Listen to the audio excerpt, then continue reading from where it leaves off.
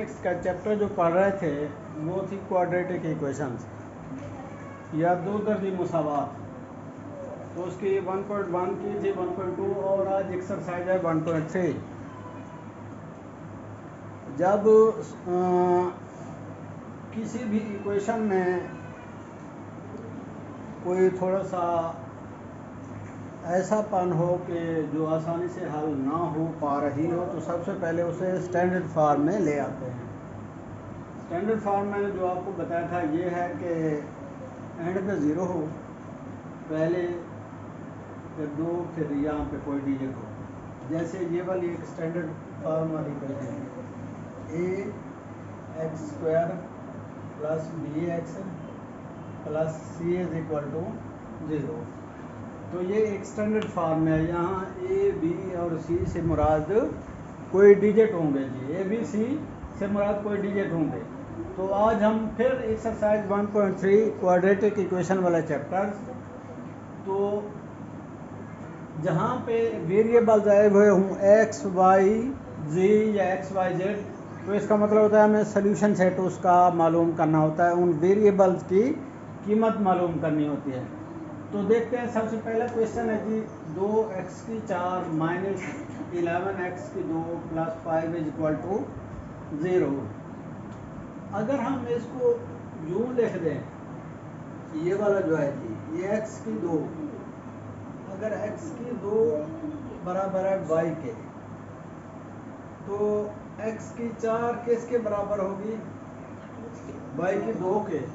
Suppose कर लिया, ये इमेजिनरी तौर पर हम थोड़ी सी आसानी पैदा करने के लिए ऐसा लिख रहे हैं।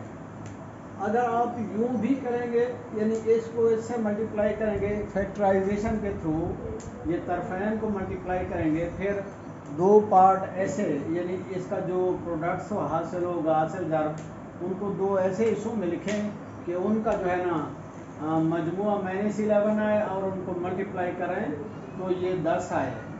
तो उस सूरत में भी आप कर सकते हैं, इस सूरत में भी आप कर सकते हैं, तकमील मुरब्बा या through the completion of square के थ्रू भी कर सकते हैं। 3 मेथड मैंने बताए थे कि फैक्टराइजेशन, फिर जो है ना तकमील मुरब्बा और जो क्वाड्रेटिक फार्मूला, ये तीनों तरीके अप्लाई हो सकते हैं, लेकिन हम इजीली इसके लिए सबसे पहले ये वाला तरीका देख रहे हैं। अब x²y इन दो की कीमतें इसी इक्वेशन नंबर 1 में पुट कर दें, इसी इक्वेशन नंबर 1 में इनकी कीमतें पुट कर दें। 2 यहाँ पे x2 से मुराद क्या है जी? y2 या x⁴ बराबर y2, यहाँ y2 -11 और x2 बराबर किसके जी? y के, जमा 5, ये है जी 0 के। अब अगर इसको उसी तरीके से मल्टीप्लाई करें, इस तरीके से 5 दूने 10 आ गए जी, ये y2, इनको इस तरह लिखें कि -y आ जाए। अब ये देखें क्या लिखें जी, अगर हम इनको -10y और -y लिखें तो ये क्या आ जाएगा? जब इनको आप जमा करेंगे तो आपका जवाब आएगा -11। ये -10y है, -y। सिमिलर टर्म जो होती हैं क्या होती हैं? वो इकट्ठी होती हैं, अपोजिट टर्म कैंसल होती हैं। तो ये इसमें जो है ना ऑपरेटर एक जैसे हैं, तो ये जो है ना कोएफिशिएंट या अददी सर्जन होंगे। इसका 10 है, जिसका कुछ ना हो, एक होता है 10 और 1 11, ये 11 बन गया, 1y वही जमा में बेस 1 लिखा जाता है। ठीक है जी। तो कोएफिशिएंट जमा होते हैं, जमा की सूरत में या माइनस की सूरत में कोएफिशिएंट जमा होते हैं, मल्टीप्लिकेशन की सूरत में पावर्स मल्टीप्लाई होते हैं या पावर्स जमा होते हैं। तो अब देखें, हम इसी इक्वेशन नंबर 2 में ये वैल्यू पुट कर देते हैं, 2y2 -10y -y प्लस 5, ये बराबर है 0 के, ये बराबर है जी 0 के। तो अब ये वाला पोर्शन और ये वाला पोर्शन ले लें, इसमें देखें कि कॉमन है जी, इसमें 2 और y कॉमन है। आगे क्या आ जाएगा? यहाँ पे एक वाई बचेगा और आगे माइनस का 5। अब यहाँ माइनस एक कामन है तो आगे लिखें y minus 5 is equal to 0। Y minus 5 एक जैसा है जी, वाई माइनस 5। अब यहाँ 2y है, आगे लिखें जी 2y minus 1 is equal to 0। अब हमारे पास दो सूरतें आ गई हैं, एक y minus 5 is equal to 0 या 2y minus 1 is equal to 0। तो दो सूरतें लिखें जी, दोनों सूरतें। अब y minus 5 is equal to किसके जी, 0 के। और यहाँ पे जी 2y माइनस 1 बराबर है जी 0 के। अब देखें ये y आ गया जी किसके बराबर, -5। इधर +5 कर दें तो यहाँ पे भी +5 करना है। इक्वेशन का रूल होता है, असूल होता है कि जो चीज़ लेफ्ट साइड की तरफ करते हैं वही राइट साइड की तरफ। अब माइनस वैल्यू ख़त्म करने के लिए 5 ऐड किया, -5 को ख़त्म करने के लिए 5 ऐड किया, तो इधर भी 5 ऐड किया। ये जनरल रूल है कि इक्वेशन की साइन ऑफ इक्वेशन के दूसरी तरफ जब टर्म जाएगी तो वो क्या होगी, उसका ऑपरेटर चेंज हो जाएगा, माइनस या नफ़ी हो जाएगा। जो माइनस होगा नफ़ी, नफ़ी होगा माइनस, मल्टीप्लाई होगा डिवीजन, डिवीजन होगा मल्टीप्लिकेशन। तो अब y इज इक्वल टू 5, एक वैल्यू तो ये आ गई थी। दूसरी यहाँ पे देखें 2y माइनस 1 प्लस 1, यहाँ पे भी +1। अब ये आपस में काट गए जी, 2y इज इक्वल टू 1 के यहाँ पे 2 डिवाइड कर दें और ये भी। अब यहाँ पे y है जी हमारे पास 1/2।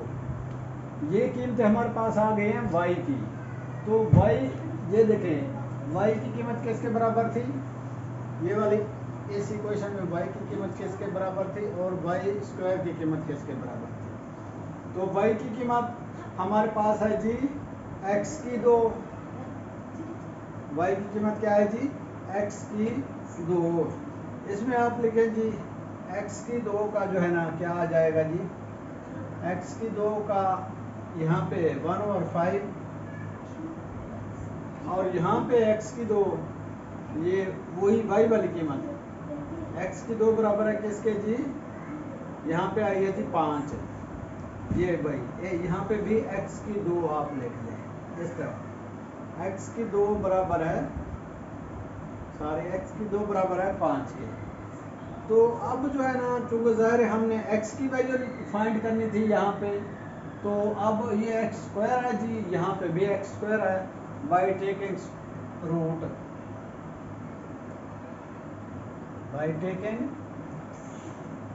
Root on both side.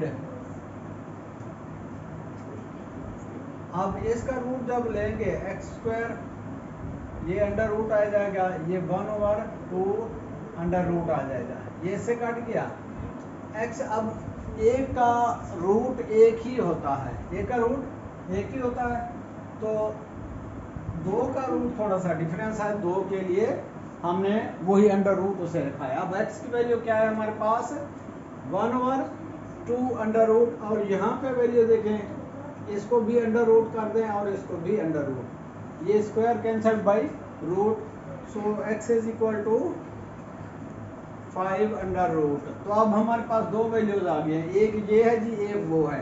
अब सॉल्यूशन सेट क्या होगा जी हमारे पास, हल सेट एक है जी ये 5 अंडर रूट, दूसरा 1/2 अंडर रूट। ये हमारे पास इसका हल सेट आ गया जी, इंतहाई आसान सा क्वेश्चन। अब हम देखते हैं नेक्स्ट वाला क्वेश्चन।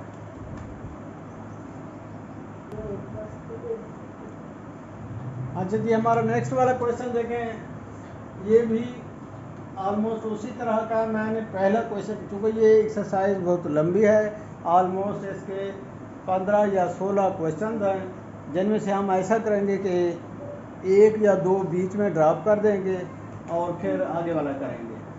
अगर आपको मेथड समझ आ जाए तो कोई मसला नहीं है। और दूसरी बात याद रखें कि मैथमेटिक्स जो है ना, mathematics comes always through practice.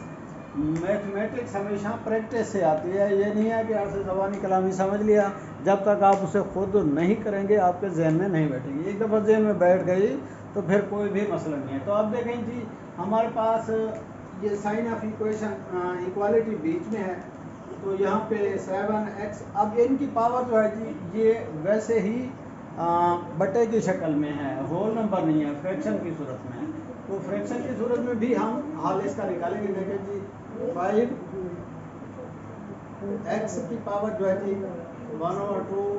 अब इसको इस तरफ ले आए, -7x की पावर है जी 1/4, और इस तरफ जब चला जाएगा ये यूँ आ जाएगा जी, ये क्या आ जाएगा, यूँ आ जाएगा।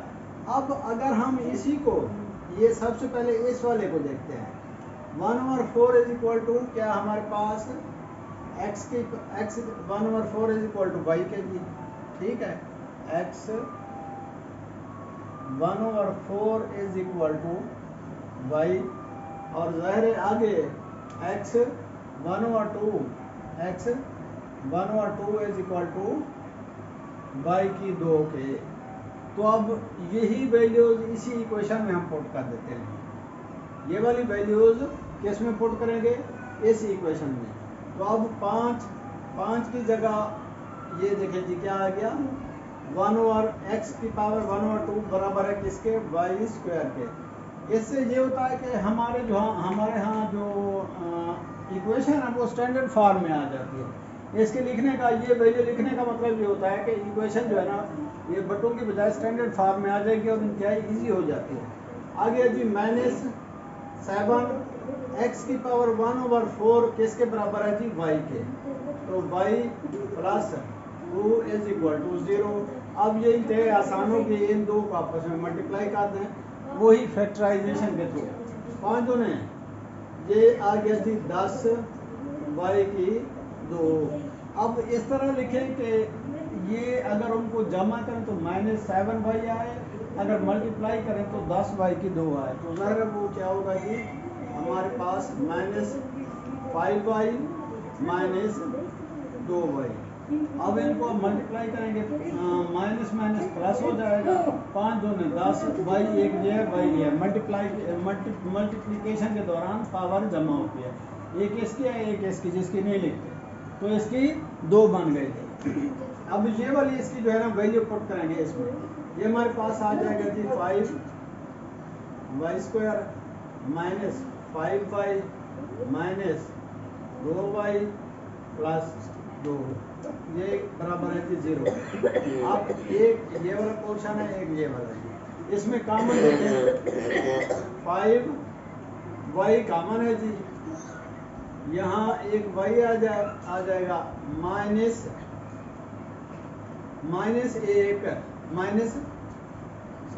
यहाँ y की 5 है, y अच्छा जी y कॉमन -1, ठीक है बिल्कुल।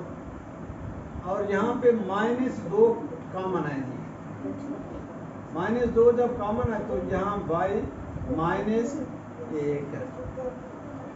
इज इक्वल टू 0 जी। अब इसको यूँ भी आप लिख सकते हैं, y - 1 is equal to y - 1 into 5y - 2 is equal to 0। अब ये वही दो शर्तें हैं फिर उसकी, कि एक जो है ना y - 1 इज इक्वल टू 0, दूसरी सूरत में 5y - 2 इज इक्वल टू 0। तो ये अब जब इस तरफ चली जाएगी साइन ऑफ एरो, यानी साइन ऑफ इक्वालिटी क्रॉस करेगी तो प्लस की हो जाएगी, y इज इक्वल टू 1 के। और यहाँ पे ये 5y और -2 ये इस तरफ जा रहा है, किस तरफ जा रहा है, इस तरफ जब जा रहा है 0 की तरफ, तो ये क्या होगा, इसको लिखेंगे जी 5y इस तरफ चला जाएगा 2 का हो जाएगा, प्लस का, ये माइनस का इस तरफ 2 का, तो अब यहाँ पे 5 पे डिवाइड किया और यहाँ पे भी 5 पे डिवाइड किया।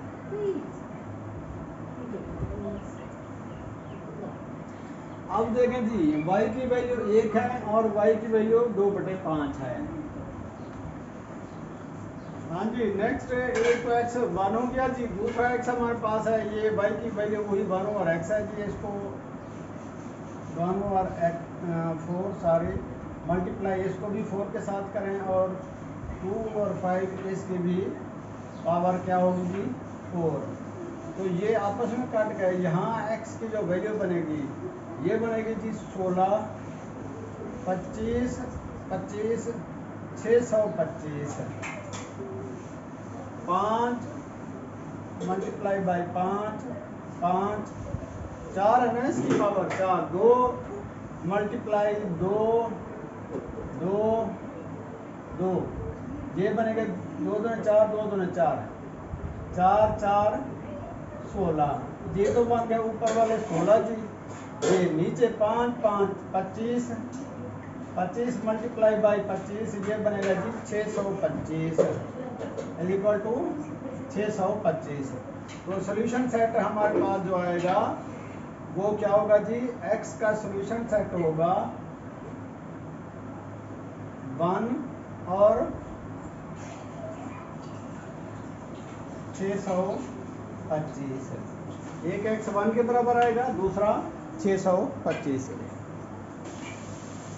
अच्छा जी, नेक्स्ट क्वेश्चन हमारे पास 2x की 2 जमा 1 जमा 3/2x की 2 plus 1 is equal to 4।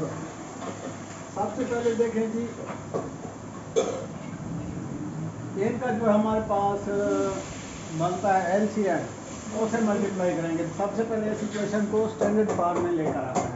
Standard form में ये देखें जी हमारे पास 2x की 2 इससे मल्टीप्लाई होगा जी 2x की 2 जमा 1, ये कैसे मल्टीप्लाई होगा जी 2x की 2 जमा 1, अब आगे जमा 2x की 2 जमा 1, मल्टीप्लाई होगा किससे जी 3/x की 2x की 2 प्लस 1, और यहाँ पे जो है 4 इंटू 2x की 2 प्लस 1। अब ये तो बढ़ गया इससे जी, अब ये 2x की 2 2x की 2 2x की 2 प्लस 1 है जी, और ये भी 2x की 2 प्लस 1 है जी। आगे इसके साथ ये मल्टीप्लाई हो रहा है क्या 2x की 2 प्लस 1। अब हमारे पास यहाँ पे बचा है जी 3, यहाँ पे क्या बचा है जी 3, और ये 3 कैसे मल्टीप्लाई होगा, ये वैसे का वैसे जमा का 3 बचेगा सिर्फ, और यहाँ पे ये 4 है जी, 4 दूनी 8 x की 2 प्लस 4 एकम 4। अब इसको देखें, इसको हमने मल्टीप्लाई करना है कि एक जैसे है ये वाले और ये वाले भी। अच्छा जी, इसको ऐसे मल्टीप्लाई करें, ये बनेगा जी 2 दूनी 4, इसको ऐसे 2 दूनी 4, x की 2 ये है 2 ये x की 4, और यहाँ पे जो है ना हमारे पास आगे है जमा 2 x की 2, फिर एक के साथ जमा 2 x की 2, फिर जमा 1, और आगे जो है जी जमा 3, आगे क्या है जी जमा 3 है, और यहाँ पे 8x की 2 प्लस 4। अब ये देखें जी 4x की 4 और 2 दूनी 4x की 4 आ गया जी, 2x की 2 ये 2x की 2 ये है, जमा 4x की 2 जमा 4, आगे इसको भी इस तरफ ले 8x की 2 -4 इज इक्वल टू 0। अब ये देखें जी, जो एक जैसे हैं देखते हैं कौन कौन से। ये 4x की 4 है, यहाँ पे 4x की 2 है, ये -8x की 2 है। किसका बचेगा? -4x की 2, और ये जमा का 4 है, और ये माइनस का, ये कट गए जी आपस में। तो अब इनमें देखें, हम देखते हैं कि कॉमन कौन सा है जी। कॉमन देख लें, हमारे पास है जी 4x की 2। अब आगे यहाँ पे क्या बचेगा जी? यहाँ पे सिर्फ x की 2, आगे -1